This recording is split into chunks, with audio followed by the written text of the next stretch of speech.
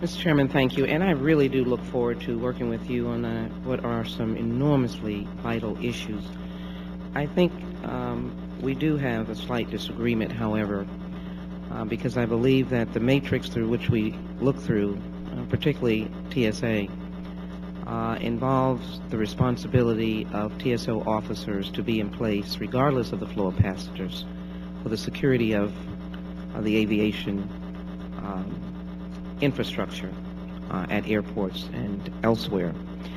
In addition, if you look to some of our privatized airports, say for example San Francisco, they have the same number of privatized individuals that would be if it was TSO officers. So we need to look at this question, and I want to tell my friends that all offsets, as someone said, all progress is not good, all offsets are not good as well. So I look forward to the discussion, and Chairman and I have always had ways of coming together on these issues, and I look forward to a vigorous discussion.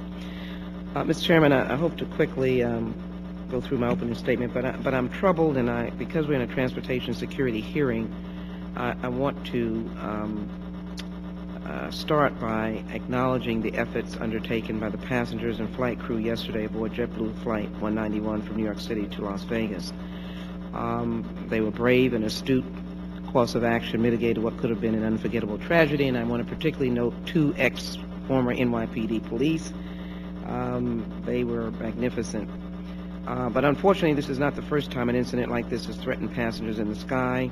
Just hours after this particular incident took place, the media reported that a passenger was arrested for being disruptive aboard a flight.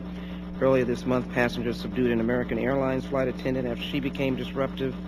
Co-pilot a couple of years ago was reportedly removed from Air Canada, and as we recall, the famous incident with a flight attendant exiting with a beer can, and then, of course, the enormous acts of passengers on December 25th, 2009, the Christmas Day bomber.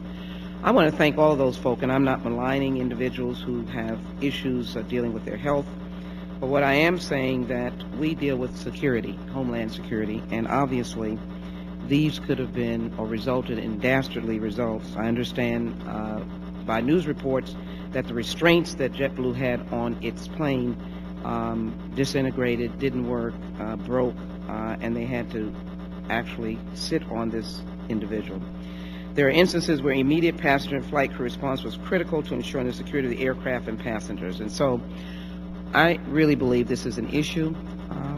Too many of these opens us up to others who may speculate what they could do and result in something that none of us would want to see happen. We know that mass transit and airlines still remain an attractive target for terrorists. Let's not give them the suggestion that it's an easy process and an easy action. So I'm very, very interested in conducting an oversight on cabin security. I'm going to turn quickly and summarize my remarks on the hearing today. I would like to thank the witnesses for joining us. I look forward to hearing how TSA determines its staffing levels, needs, and where efficiencies that do not compromise security may be found. In these tight budgetary times, it is incumbent upon all of us to find ways to be more efficient without compromising security. As the chairman and other members are aware, a lapse in our transportation security could have devastating consequences. Before calling for a reduction in the number of frontline employees at TSA, we should ensure that all other means of achieving cost efficiencies are explored. We must ask whether TSA is wisely investing its resources in new technologies. We must ask whether or not encouraging the outsourcing of screening operations to contractors at a cost premium is fiscally prudent. And we must ask whether TSA, as some have suggested, is top-heavy and employs excessive headquarters staff. I'm pleased that the Chief Financial Officer for TSA is here today to answer questions about how TSA's headquarters is organized and staffed. I look forward to hearing from him on TSA's ongoing headquarters reorganization, how it will reduce costs and efficiencies. And in conclusion, I'm also looking forward to hearing from the representatives of the Human Capital Office and Office of Security Operations on how they have implemented DHS Inspector General and GAO recommendations for determining appropriate staffing levels at airports. Time and again, terrorists have targeted our aviation sector. So, Mr. Chairman, let me thank you for this.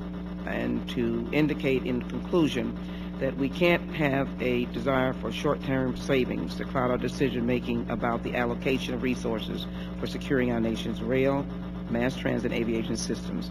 Doing so would be penny-wise and pound-foolish. As you know, Mr. Chairman, I'm committed, as we have done, to working with you to ensure TSA is as effective and cost-efficient as possible. Mr. Chairman, thank you for your courtesies. I yield back.